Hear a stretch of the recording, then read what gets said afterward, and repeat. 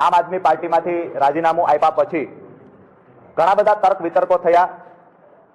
ઘણા બધા લોકોના મનમાં એક સવાલ હતો કે રાજીનામું શા માટે આપવામાં આવ્યું। ઘણા બધા લોકોએ સૂત્રો દ્વારા મળતી માહિતીઓ સાચી અને ખોટી ક્યાંક ને ક્યાંક પીરસવાના પ્રયત્ન પણ કર્યા। ક્યાંક ને ક્યાંક ખેડૂતોના મનમાં પણ એક શંકા ઉપજી, ખરેખર વાસ્તવિકતા શું છે, શા માટે રાજીનામું આપવું જોઈએ। નમસ્કાર મિત્રો, આપ સૌનું હાર્દિક સ્વાગત છે વાયરલ વંટોળમાં। ગઈકાલે આમ આદમી પાર્ટીના નેતા રાજુ કડપડાએ અચાનક પાર્ટીના તમામ હોદ્દા પરથી રાજીનામું આપી દીધું હતું।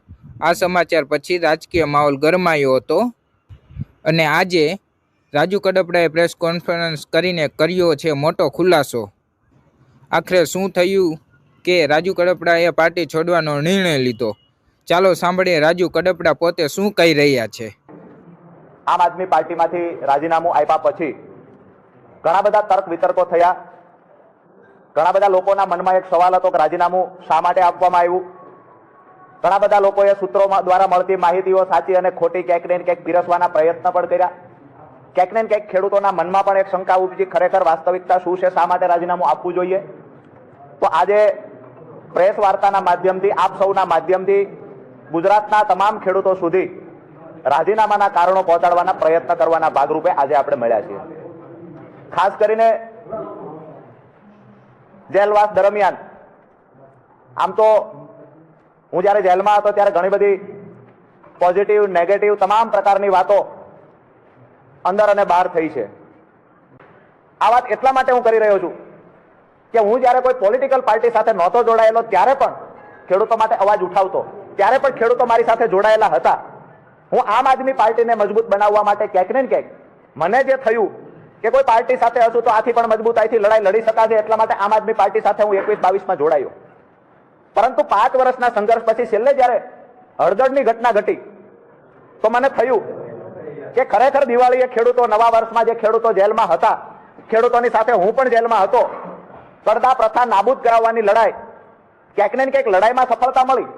પણ દુઃખ એ વાતનું થયું કે જો રાજુ કરપડા કોઈ પાર્ટી સાથે જોડાયેલો ન હોત, જો રાજુ કરપડા બિન રાજકીય રીતે આ લડાઈ લડ્યો હોત તો કદાચ 307 જેવી કલમ અંતર્ગત ગુનો દાખલ ન થયો હોત। ક્યાંક ને ક્યાંક મને એવું દેખાણું કે બે પાર્ટીઓની રાજકીય લડાઈમાં અમારા ખેડૂતો ભોગ બન્યા। પણ જે ખેડૂતોએ ક્યારે પોલીસ સ્ટેશન નહોતું જોયું એ ખેડૂતોએ જેલમાં જવું પડ્યું, અને એ ખેડૂતોની પાછળ જે મહેનત કરવાની વાત હતી, એ ખેડૂતોને છોડાવવાની વાત હતી। તો જ્યારે આજે ઘણી બધી ગઈકાલથી હું જોઉં છું મીડિયા સામે આવીને સાફ સફાઈની વાતો આમ આદમી પાર્ટી દ્વારા પણ થઈ રહી છે। મારું સ્પષ્ટ રાજીનામું આપતી વખતે એક વાત હતી કે જે મોઢેથી પાંદ ચાવ્યા છે એ મોઢે કોલસો નથી ચાવવો। ગુજરાતની જનતાએ જોયું છે કે વિસાવદરની ચૂંટણીમાં ગોપાલભાઈને જીતાડવા માટે હું પોતે ઉમેદવાર હોય એવી રીતે રાત દિવસ મહેનત કરી અને જીતાડવાના પ્રયત્ન કર્યા। જ્યાં સુધી પાર્ટી સાથે રહ્યો ત્યાં સુધી વફાદારીથી રહી અને પરિવાર કરતા વિશેષ મહત્વ આપીને પાર્ટીને મોટી બનાવવાના પ્રયત્ન થયા। પરંતુ હું જ્યારે જેલમાં ગયો અને જે મને કડવો અનુભવ થયો કે પહેલી મુદત હતી અમારી 27 તારીખે, જે દોસ્તો તર્ક વિતર્ક કરી રહ્યા છે, જે સફાઈની સુફિયાની વાતો કરી રહ્યા છે, અને ટૂંકમાં કહીશ 27/10/2025 રોજ પહેલું 12 ખેડૂતોના જામીન મૂકવામાં આવેલા, એનું પહેલું હિયરિંગ હતું 27/10/2025। વકીલો દ્વારા, પાર્ટી દ્વારા વાતો કરવામાં આવતી કે હાઈકોર્ટના સારામાં સારા વકીલ હાજર રાખવામાં આવશે, ચિંતા ન કરતા। જેલની અંદર રહેલા ખેડૂતોને હું કહેતો હતો કે તમે આવતીકાલે છૂટી જશો, ચિંતા ના કરતા, આપણા સારામાં સારા વકીલો આવવાના છે। મને 27 તારીખે ખબર પડી કે પાર્ટી તરફથી સિંગલ વકીલ ત્યાં હાજર નથી રહ્યો। એકદમ નાના વકીલે દલીલ કરી, ક્યાંક ને ક્યાંક રાજુ કરપડાને જેલમાંથી બહાર કઢાવવાની જગ્યાએ પ્રદેશમાં રહેલા 1-2 વ્યક્તિએ રાજુ કરપડાને વધારે સમય ફસાવવાના પ્રયત્ન કર્યા છે। મને ફસાવે એનાથી મને કોઈ દુઃખ નહોતું, અફસોસ નહોતો, કદાચ હું એમનો હરીફ બનીશ ભવિષ્યમાં, આવું સમજીને ફસાવવાના પ્રયત્ન થયા। પરંતુ મારા ખેડૂતોને પણ મારો ગુસ્સો રાખીને, ખેડૂતોને પણ જેલમાં રાખીને, ખેડૂતો સાથે ક્યાંક ને ક્યાંક ગેમ થઈ હોય આવું જ્યારે દેખાણું, ત્યારે જેલમાં બેઠા બેઠા નિર્ણય કર્યો હતો કે આવનાર સમયમાં જે પણ કાંઈ થશે એ બિન રાજકીય રીતે મારાથી થશે એટલું કરીશું। અને જ્યારે કે મારો વિડીયો જે મારી પર ભાવનગરમાં બીજો કેસ થયો, આ વિડીયો અમારી પાર્ટીના મહામંત્રીને માત્ર મેં આપેલો, ત્યારે કહેલું હાજર થતા પહેલા કે આ વિડીયો 31 તારીખે ચલાવવાનો છે, એવી રીતે મારી પાસે માંગવામાં આવેલો। આજે હું એટલા માટે આ સફાઈ આપું છું કે સવાલો ઘણા બધા થાય છે પાર્ટી તરફથી, ગઈકાલથી ક્યાંક ને ક્યાંક મારા માટે નેગેટિવ ચલાવવાના પ્રયત્ન થાય છે। હું આજ પણ કહું છું કે હું મૂંગો બેઠો છું એટલું સારું છે, જો મારી જીભ ખુલશે, મારું મોઢું ખુલશે તો લોકોને જવાબ દેવાના લાયક તમે લોકો નહીં રહ્યો। કારણ કે જે પણ મેં જેલમાં અનુભવ્યું એની સાથે સાથે જે પણ પાછળથી જે ગેમ થઈ છે એ ખરેખર ક્યારેય સ્વીકારી ના શકાય, પોતાના લોકો પાસે અપેક્ષા ન હોય એવી ગેમો થઈ છે પાછળથી। મેં જે વિડીયો આપ્યો હતો એ વિડીયો 31 તારીખે ચલાવવાનો હતો, એમાં પણ કાંઈ ભૂલો હોય તો એને એડિટ કરીને ચલાવવાનો હતો, એની જગ્યાએ 29 તારીખે વિડીયો રિલીઝ થઈ જાય છે, વાયરલ થઈ જાય છે. એ વિડીયો અંતર્ગત મારી પર ભાવનગરમાં ગુનો દાખલ થાય છે. એ ગુનો દાખલ થયા પછી મને 11/11/2025 ભાવનગર લઈ જવામાં આવે છે.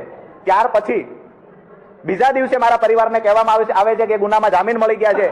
હું સતત વારંવાર કહેતો રહું છું મને જામીન મળી ગયા હોય તો અહીંયા બીડો જમા કરાવો. મને 30/11 ખબર પડે છે કે એમાં જામીન નથી મળ્યા, પાર્ટી ખોટું બોલી રહી છે.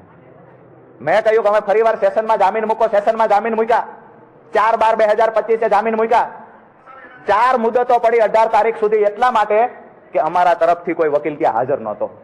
ક્યાંક ને ક્યાંક વધારે સમય અંદર રહ્યા હોય તો મને એવું દેખાય છે કે પાર્ટીના અમુક પ્રદેશમાં રહેલા લોકોની નિષ્ક્રિયતાના કારણે અંદર વધારે સમય રહેવું પડ્યું છે. જે મદદ કરવાની હતી ત્યાં મદદ કરવાની જગ્યાએ ક્યાંક ને ક્યાંક નુકસાન કર્યું છે. એટલે મેં નક્કી કર્યું છે કે બે રાજકીય પાર્ટીઓની લડાઈમાં ખેડૂતોના થતા કામ અટકી રહ્યા છે તો બિન રાજકીય રીતે ખેડૂતોની સાથે રહીએ અને આવનાર સમયમાં ખેડૂતોના કામ કરીએ. વિષય એ છે કે કોઈ લોકો ગઈકાલથી એવું પણ ચલાવે છે કે રાજુ કરપડા ઉપર કોઈ એક કેસ છે, 2 કેસ છે, જેના કારણે રાજુ કરપડા ડરી ગયા. આ કેસ 10 વર્ષ જૂનો કેસ છે અને ત્યાર પછી હું જાહેર જીવનમાં આવ્યો ને ડંકાની ચોટ પર હળદરના કાર્યક્રમ સુધી હું લડ્યો છું. ક્યારેય મારા ચહેરા ઉપર કોઈ કેસનો ડર દેખાયો નથી અને જેલનો ડર નહોતો રાજુ કરપડાને પહેલા કે નહોતો આવનાર સમયમાં. અને જે લોકોને ડર હતો કે આંદોલન દરમિયાન કેસ થશે એ લોકો તો હળદરથી આવવાથી દૂર રહ્યા છે.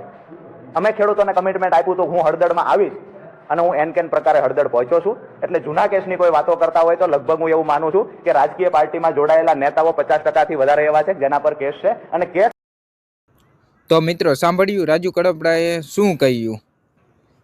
આ રાજુ કડપડાના નિવેદન બાદ રાજકીય ચર્ચાઓ વધુ તેજી બની ગઈ છે. શું નિર્ણય પાછળ કોઈ મોટું રાજકીય સમીકરણ છે? શું તેઓ બીજી પાર્ટીમાં જોડાશે કે કોઈ નવો રાજકીય રસ્તો પસંદ કરશે? આ દિવસોમાં મુદ્દે વધુ આગળ વળાંક વળી શકે છે. તમારું શું માનવું છે કોમેન્ટ બોક્સમાં જરૂરથી જણાવજો. અને માહિતી સારી લાગી અને વિડીયો ગમ્યો તો લાઈક કરજો. અને આવી જ અપડેટ મેળવવા માટે વાયરલ વંટોળ યુટ્યુબ ચેનલને સબસ્ક્રાઈબ કરવાનું ભૂલતા નહીં. જય હિન્દ, જય ભારત.